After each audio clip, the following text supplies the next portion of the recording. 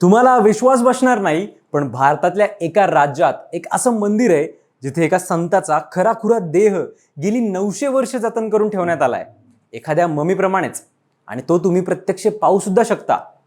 आपल्याला ममी म्हटलं की लगेच इजिप्त, पिरॅमिड्स आणि त्यांचे प्राचीन राजे डोळ्यांसमोर येतात. पण भारतातही ही एक अद्भुत परंपरा जिवंत आहे. आणि या परंपरेविषयी आपल्याला कदाचित माहिती सुद्धा नसेल. पण जेव्हा भाविक इथे जातात आणि प्रत्यक्ष ते दृश्य पाहतात, तेव्हा त्यांचे डोळे दिपतात.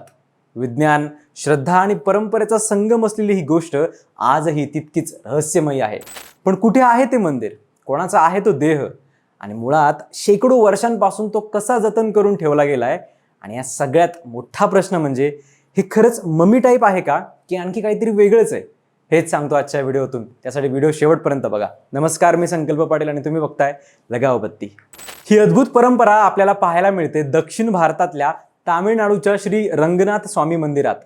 श्रीरंगम हे कावेरी नदीच्या मध्यभागी असलेलं एक बेट आहे. आणि इथलं हे मंदिर फक्त भारतातच नाही, तर जगातल्या सर्वात मोठ्या कार्यरत हिंदू मंदिरांपैकी एक मानलं जातं. या मंदिरात तब्बल 7 प्राकार म्हणजेच भिंतींचे वर्तुळाकार थर, 21 भव्य गोपुरम आणि प्रचंड मोठा परिसर आहे. हे मंदिर भगवान रंगनाथ म्हणजेच भगवान विष्णूच्या शेषशाही रूपाला समर्पित आहे. श्री वैष्णव परंपरेसाठी हे मंदिर सर्वात पवित्र स्थानांपैकी एक मानलं जातं. इथे रोज हजारो भक्त दर्शनासाठी येतात.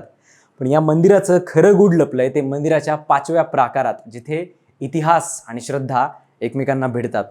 आता सांगतो त्या रहस्यमयी देहाविषयी, जे गेली 900 वर्ष तिथे बसून आहे. ना त्याची झीज झाली आहे ना राख.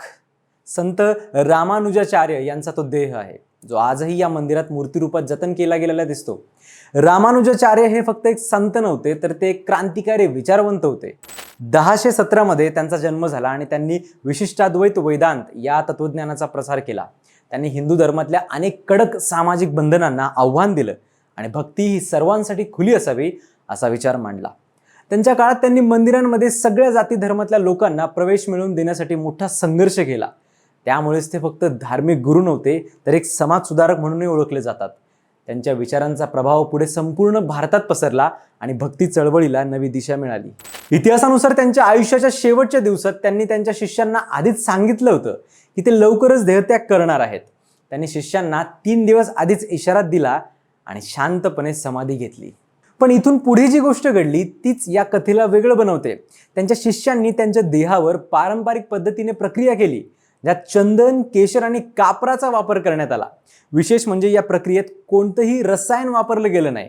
हा देह सुकवून किंवा पूर्णपणे ममीफाय करून ठेवलेला नाहीये, तर तो नैसर्गिक पद्धतीने जतन करण्यात आलेला आहे.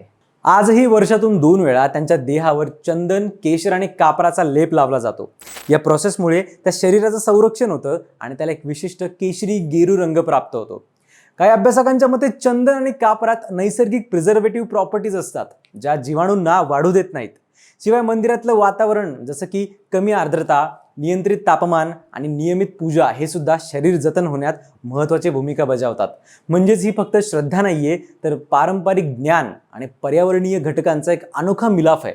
सर्वात आश्चर्यकारक गोष्ट म्हणजे हा देह आजही दर्शनासाठी ठेवला गेलेला आहे. श्री रंगनाथ स्वामी मंदिराच्या 5व्या प्रकारात नैऋत्य कोपऱ्यात त्यांच्या मूर्तीच्या मागे हा देह बसलेल्या अवस्थेत ठेवलाय. अनेक भक्त सांगतात की त्यांचा चेहरा, हात आणि बसण्याची मुद्रा इतकी नैसर्गिक दिसते की ते जणू काही ध्यानात बसलेले आहेत असं वाटतं. काही कथांनुसार त्यांच्या नखांचा किंवा त्वचेचा स्पर्श अजूनही ते जिवंत असल्याचा भास देतात. जरी याबाबत ठोस वैज्ञानिक पुरावे मर्यादित आहेत, तरी ही भाविकांची भावना आहे.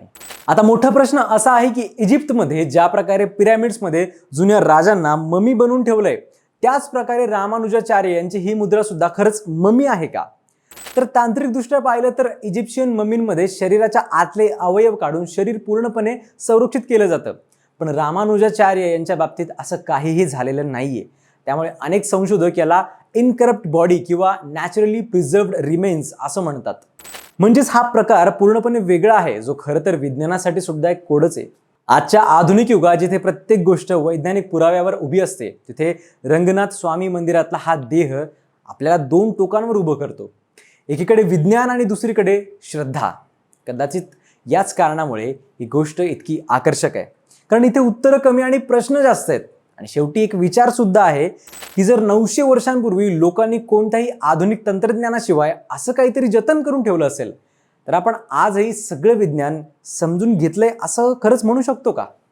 किंवा अजूनही काही रहस्य अशी आहेत जी काळाच्या गर्भात लपलेलीच राहणार आहेत? तुम्हाला काय वाटतं?